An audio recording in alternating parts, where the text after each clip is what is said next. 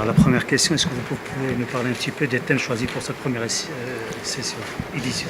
Les thèmes qui ont été choisis pour cette édition 2016 ont été choisis bien évidemment par rapport aux problématiques nationales et internationales et continentales, d'une manière générale.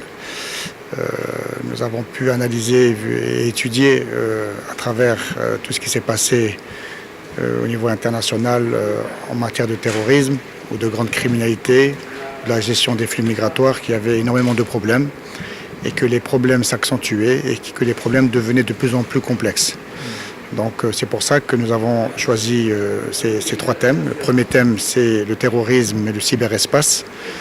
Le deuxième thème, c'est le défi migratoire et la criminalité organisée. Et le troisième thème, c'est la coopération interafricaine, donc qui unit un peu les deux premiers thèmes pour essayer de trouver des pistes de réflexion afin de combattre, si vous voulez, le terrorisme, la grande criminalité et les problématiques de migration. Justement, à travers la réaction des participants, des intervenants, des panélistes, quels sont les enseignements que vous avez tirés ou bien les questions qui sont revenues le plus lors de cette journée? Alors, le premier thème, on n'a parlé que du premier thème pour l'instant. Le premier thème touchait le cyberespace, donc la cyberdéfense, la cybersécurité et Internet, avec toutes les problématiques de radicalisation qui vont avec. Donc, d'après ce qu'on a entendu et ce qu'on a pu écouter des différents intervenants et des différents participants aussi qui ont posé énormément de questions, la problématique, c'est Internet. Certains ont parlé d'un contrôle d'Internet, certains ont parlé de pouvoir superviser, de pouvoir mieux agir au niveau d'Internet, mais la plupart des speakers ici présents ont dit qu'on ne contrôle pas Internet. Les équipementiers, les propriétaires des grandes plateformes, que ce soit Google, Facebook ou Twitter d'une manière générale, ne peuvent pas aider les pays à contrôler ou carrément à enlever des sites qui font de la propagande sur le terrorisme ou sur la grande criminalité. Ça, c'est le premier enseignement de cette matinée. Le deuxième enseignement, c'est que les pays doivent de plus en plus coopérer, collaborer.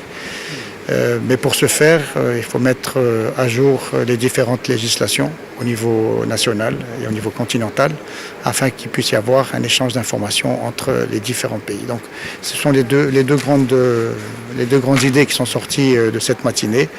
Mais tout le monde est conscient que la radicalisation se fait de plus en plus à travers Internet, que l'échange d'informations en matière de terrorisme se fait également de plus en plus à travers Internet.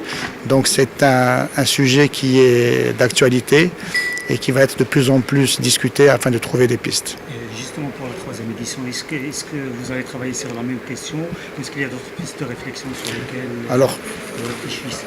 Honnêtement, ce qui est sûr, c'est que la troisième édition aura lieu en octobre 2018, toujours à Casablanca. Les pistes